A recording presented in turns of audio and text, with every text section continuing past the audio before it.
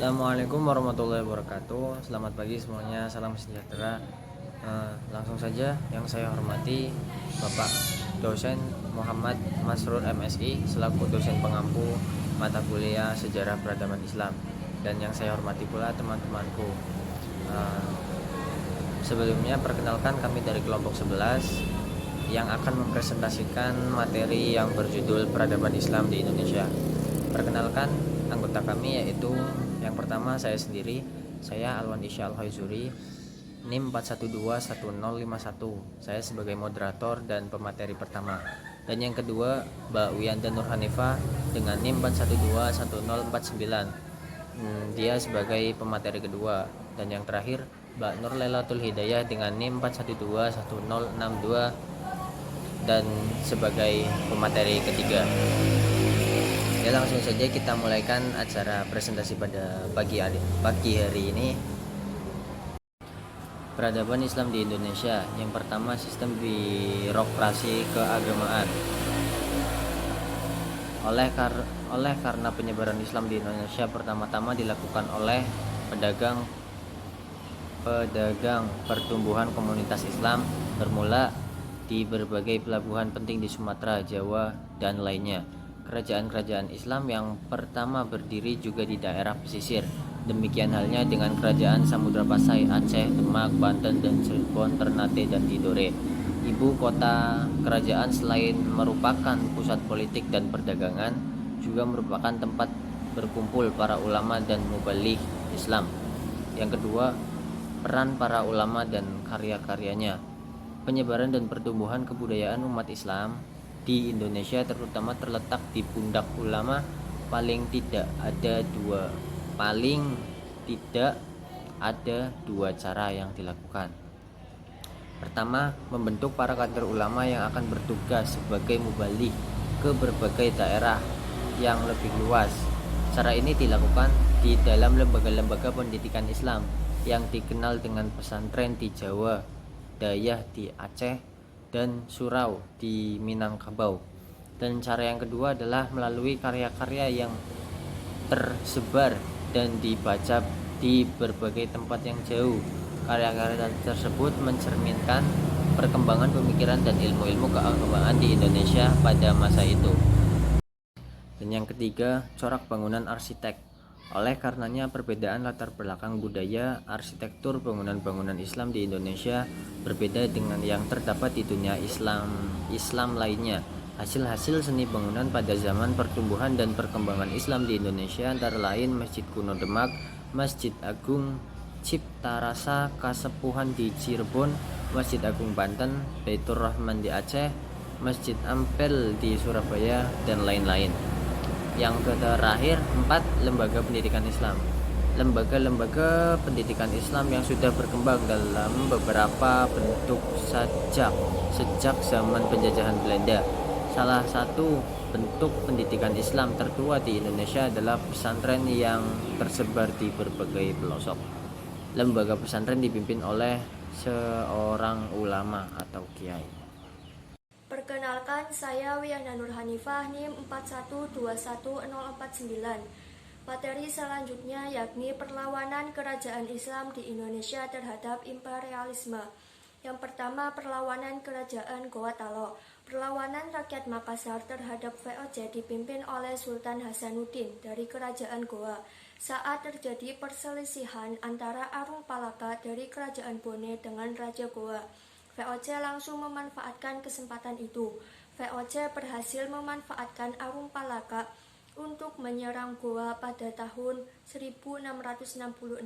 Pada akhirnya Sultan Hasanuddin dari kerajaan Goa dipaksa untuk menandatangani perjanjian Bongaya pada 18 November 1667. Yang kedua yakni perlawanan kerajaan Mataram. Pada masa pemerintahan Sultan Agung dari kerajaan Mataram, Islam Belanda telah mendirikan kantor dagang di Batavia.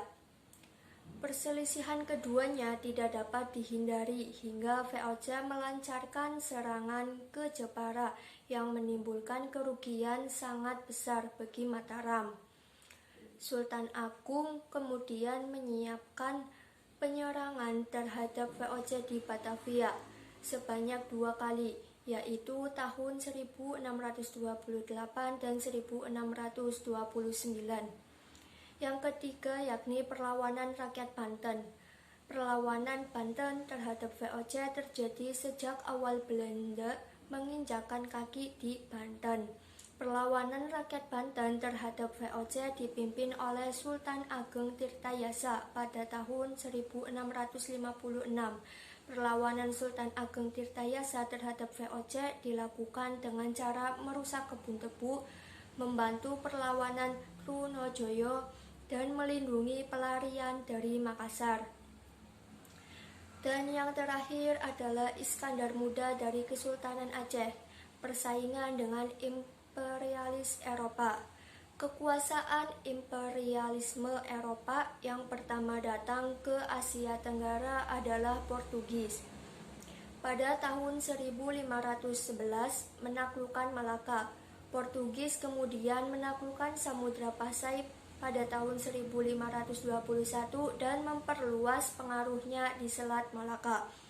Akan tetapi dari utara Sumatera muncul lawan sepadan Aceh Darussalam. Konflik berlangsung ratusan tahun dan akhirnya Sultan Aceh terbesar yaitu Iskandar Muda lahir dan pertarungan kian dahsyat sebagaimana diceritakan dalam sejarah Pahang. Assalamualaikum warahmatullahi wabarakatuh. Nama saya Nur Lailatul Hidayah, nomor induk mahasiswa 41211062. Saya sebagai pemateri 3 akan membahas tentang peran organisasi Islam di Indonesia.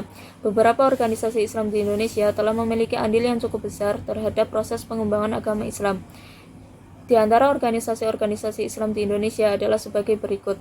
Yang pertama, Jamiatul Khair. Jamiatul Khair berdiri pada 17 Juli 1905 di Jakarta, dengan tokoh-tokohnya seperti Sayyid Shihab bin Shihab dan kawan-kawan. Organisasi ini pada awal berdirinya memiliki aktivitas di bidang pembinaan pendidikan dasar dan pengiriman pelajar ke Turki.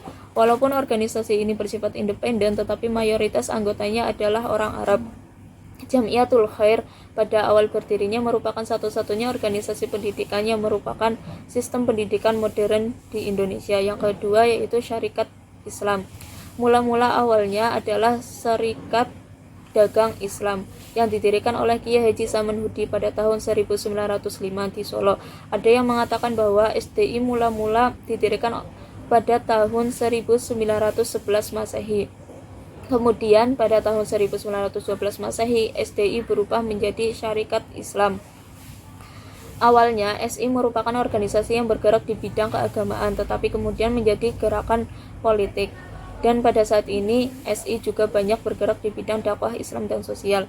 Yang ketiga yaitu Muhammadiyah. Perkumpulan Muhammadiyah berdiri pada tanggal 18 November 1912. Pendirinya adalah Kiai Haji Ahmad Dahlan. Tujuan berdirinya organisasi Muhammadiyah adalah sebagai wadah pembaharuan untuk penyebaran pengajaran Nabi Muhammad SAW kepada penduduk bumi putra dan memajukan hal agama Islam pada anggota-anggotanya melalui pendidikan.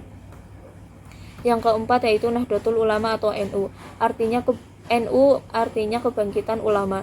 Adalah organisasi massa Islam yang didirikan oleh para ulama pesantren di bawah pimpinan Kiai Haji Hasyim Asy'ari di Surabaya pada tanggal 31 Januari 1926. Di antara para tokoh ulama yang ikut mendirikan NU adalah Kiai Haji Hasyim Asy'ari, Kiai Haji Wahab Hashimullah, Kiai Haji Bisri Syamsuri, Kiai Haji Maksum Lasem, dan beberapa kiai lainnya. Lapangan usaha NU meliputi bidang-bidang pendidikan, dakwah, dan sosial. Yang kelima yaitu Jamiatul Wasilah. Jamiatul Wasilah adalah suatu organisasi Islam yang diresmikan pendiriannya pada 30 November 1930 Masehi. Didirikan di Medan yang dipelopori oleh para ulama terkemuka di Medan. Para ulama yang ikut mendirikan Jamiatul Wasilah antara lain Ismail Banda, Abdurrahman Syihab, M. Irsyad Thohir Lubis, Adnan Nur, Haji Syamsuddin, Haji Yusuf Ahmad Lubis, dan Ahmad Aziz Effendi. Jamiatul Wasilah banyak memiliki sekolah dan madrasah yang telah mengeluarkan lulusannya sebagai tokoh terkemuka di masyarakat. Yang keenam yaitu Al-Irsyad Al-Islamiyah.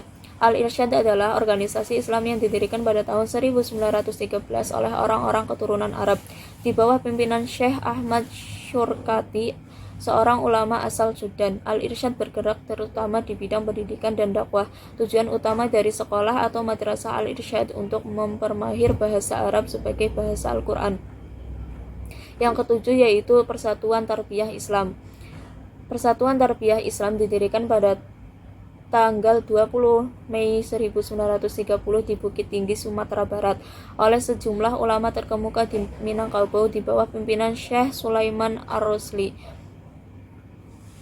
Di antara ulama lain yang ikut dalam pendirian Perti adalah Syekh Muhammad Jamil Jaho, Syekh Abbas Ladang Lawas, Syekh Abdul Wahid Solihi, dan Syekh Arifin Arsyadi.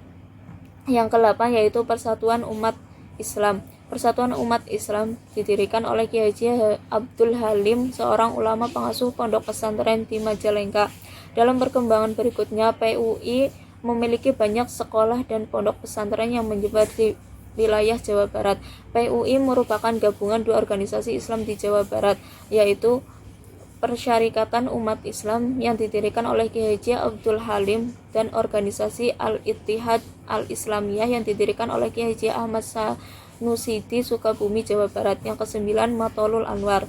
Matolul Anwar adalah organisasi Islam yang didirikan oleh di Menes, Banten pada tanggal 9 Agustus 1916. Didirikan oleh para tokoh Islam di daerah Banten yang dimotori oleh Kiai Haji Mas Abdurrahman. Organisasi ini bersifat keagamaan, bertujuan mewujudkan keluarga dan masyarakat Indonesia yang bertakwa kepada Allah Subhanahu wa taala.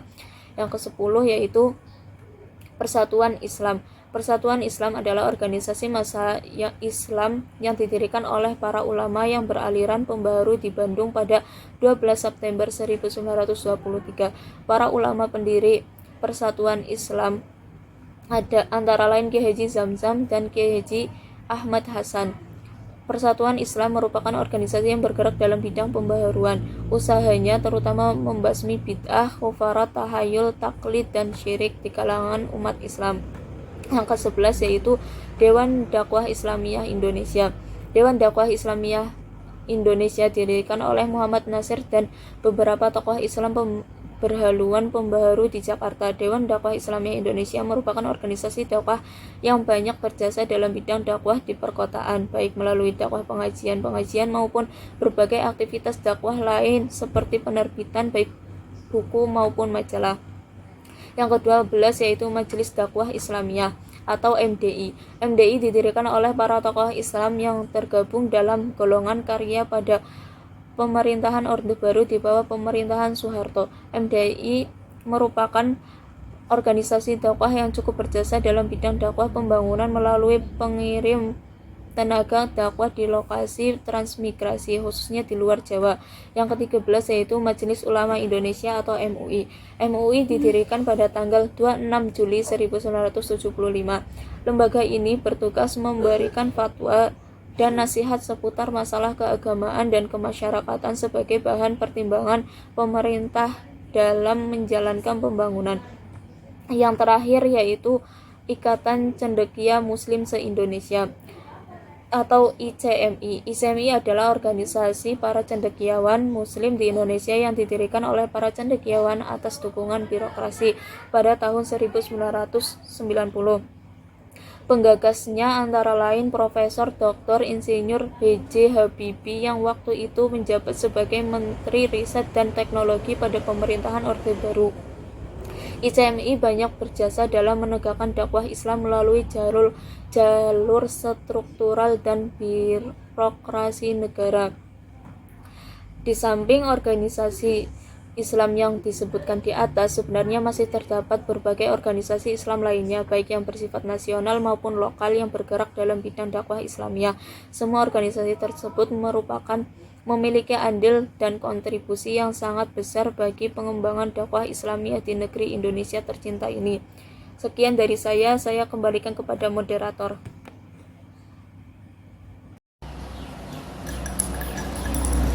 Kesimpulan pada materi hari ini adalah Peradaban Islam di Indonesia mulai dari sistem birokrasi keagamaan. Penyebaran Islam di Indonesia pertama-tama dilakukan oleh pedagang. Pertumbuhan komunitas Islam bermula di berbagai pelabuhan penting di Sumatera, Jawa, dan pulau lainnya.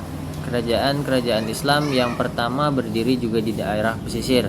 Penyebaran dan pertumbuhannya kebudayaan umat Islam di Indonesia terutama terletak di pundak ulama. Beberapa perlawanan kerajaan Islam di Indonesia diantaranya adalah perlawanan kerajaan Goa Taloh, kerajaan Mataram, kerajaan rakyat Banten, perlawanan rakyat Banten, dan Iskandar Muda dari Kesultanan Aceh.